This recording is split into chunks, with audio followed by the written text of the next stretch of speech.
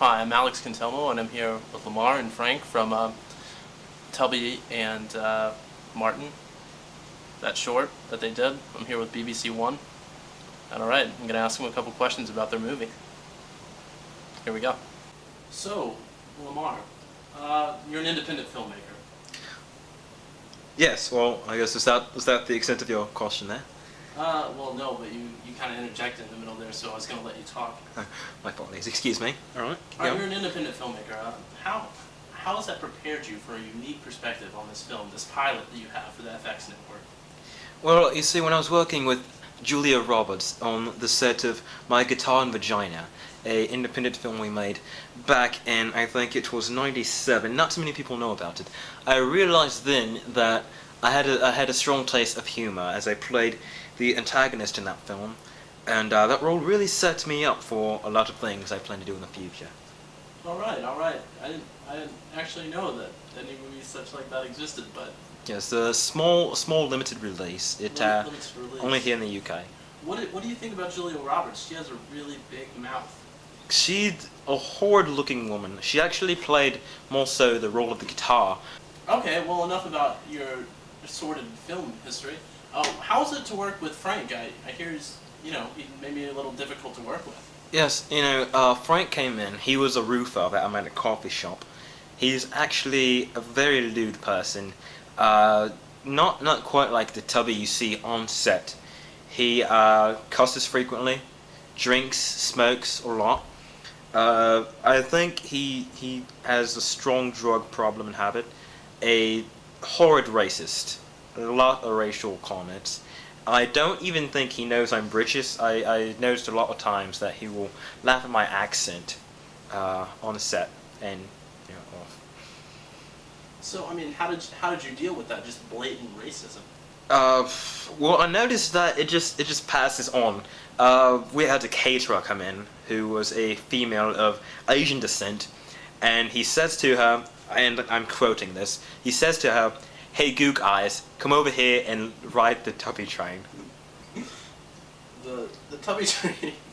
How do you feel about the Tubby train? Did he ever offer you a ride on that train? I am not of any homosexual descent, if that's what you're asking. Okay, well, I mean, I just heard... No, I don't know. Okay. I admit the rumors. Right. The rumors I hear. I've heard a lot of things online about this small independent pilot for FX. Well, online can suck it, to be quite honest with you. Wow, that's gonna be... I don't know about that. The online community may whiplash. I'm just gonna have to go out here and say this. I think you're a little bit lewd. Actually, I'm a quite contrast from my character, who frequently cusses. I don't cuss too often. You might get a bollocks out of me every now and then. But other than that, nothing too hard. Okay. Now, if your pilot actually gets picked up by FX, what are the directions for the show? What do you think you're going to take? Oh, wow. We didn't really think too much about that. But I'm thinking we'll try to, actually work with this, move out to LA possibly. Just do the film thing and just keep working on the television series and making it the best that we can for FX and for the viewing pleasure, the viewers. Now, I work with BBC One, and your show will probably never be shown on British television, being that FX is an American network. What do you have to say to the British viewers? I mean, they're not going to get anything but this one interview. Say something to them that may make them want to spring for that extra cable package. By the DVD release, we do plan on having one. We actually planned the DVD release before we planned the pilot. Probably not the best idea of foreplanning, but I think we had taken a lot of shots, us and the production crew. But either way, just look out for the DVD. Okay, they're probably not going to remember that, but I think that's all. That's all we need from you. Alright, thank you, Alex. You're welcome. Lemar. Alright, Frank, how are you? Hey, what more can I say, man? I'm on TV. Yeah. That's pretty neat. Tell me how it was working with Lemar. Oh man, he's a trip, dude. Yeah. So he dances everywhere he goes. It's really funny, and he sometimes like he talks in this weird voice, and I laugh like every time he does it. It's so ridiculous, and it always happens like when we're not filming. That's what I think I love the most about poking fun at it.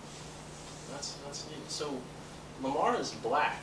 Please tell me how you feel about that. Well, I try to keep us on at least a semi-equal level, even though that's obviously not the case. So, I mean, I give him slack every now and then. He deserves it. He's worked hard. So, I mean, that's about it. Throw him a bone every now and then.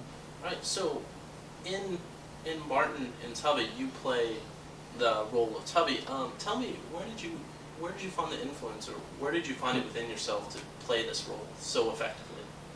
It's pretty much it's just me without me. If I can elaborate. Okay. I'm a guy. Tell me about what you did before your film acting career. Oh, well, I was a roofer.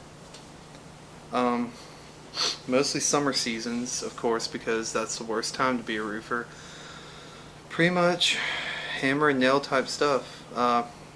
Went to get the boys some coffee one day. It was my turn. I lost a drinking game we played the night before, so I walk over to the coffee house and I see that free little guy in the corner, and he's on his laptop, tip-tapping away. And he looks at me, and I'm really like freaked out at first because that's kind of weird. And he calls me over and he says that I'm perfect for what he has planned. Now think about that phrase for a second. That sounds pretty, doesn't it? Well, I went along with it because maybe I'm not the smartest guy in the world, or maybe I am, considering what we have now. But I went along with it, and now we're about to get a green-lighted series. Wow, that's ambitious. Now tell me one thing that happened on the set that you wouldn't want to tell, Martin. Like as in something he might not want me telling. Yeah, maybe something like, say, this might not even get aired. Say we're just talking man to man. Okay. Tell me about Lemar. Okay. Tell me about this guy. Oh wow, he cries so much. He's very I don't get actors, man. It's just wow. I mean, if that's the way it is on every movie set, that's be a real pain in the ass. We will do a scene, and if he flubs like one thing, you have these outtakes reel. Well, we don't do outtakes because he's crying. Sometimes he's crying like during scenes, and we have to cut because he's crying during the scene. It's a lot of crying. It's really uncomfortable. And I'm sure that he would probably cry if that were to get out. It's kind of ironic, you see, crying. Yeah, I see that. Yeah. Now, you're gonna premiere your show on FX, and if FX does pick you up, well, tell me one thing that you'd like to say to the English audiences out there who will probably never see your show. What do I say to an audience that will probably never see our show? Probably that I've descended from a line of Roman gods, and this is on BBC Two. Is that right? BBC One. Oh, Yeah. well, excuse me, big time. Yes. Yeah, I am pretty much the Robbie Williams of America. They know who that is, right? Yeah. Okay. Okay. Okay. Cool. Yeah. That's about it. All right, Frank. Thanks for talking with us. Hey, no problem, man. All right. All right.